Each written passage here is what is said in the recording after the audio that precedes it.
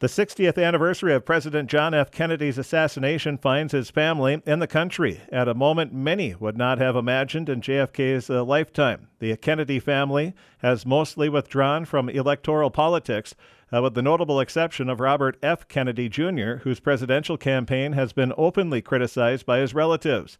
Patrick Kennedy, President Kennedy's nephew, acknowledges we live in far more cynical times than in the 1960s. Neil Carlson here. I took a jog north off of Interstate 10 and I'm in downtown Dallas, Texas, in Dealey Plaza. It's where President John F. Kennedy was assassinated back in 1963.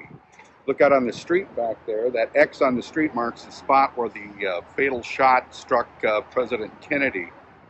The man who shot him, Lee Harvey Oswald, fired from the 6th floor of the book depository back there. It's now home to the 6th floor museum. What strikes you instantly about this site is how small it is. The assassination investigation determined Oswald fired 3 shots from the 6th floor window as the Kennedy motorcade drove by. 1 shot missed, a 2nd shot hit him in the neck, and the 3rd fatal shot struck Kennedy in the head. Some conspiracy theorists also believe there was a shot from the grassy knoll. Now we'll take you into the 6th floor museum. It's from this window Oswald fired.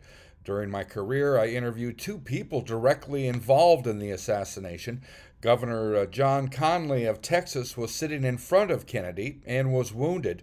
During his life, he went back and forth as to whether or not he heard a shot from a different direction than the book depository. The second person I interviewed regarding the assassination was Clint Hill, the Secret Service agent who jumped up on the back of the limousine just after the fatal shot to push Jacqueline Kennedy back in the limo. Hill is a native of Washburn, North Dakota. Hill says he's a firm believer that Oswald was a lone gunman.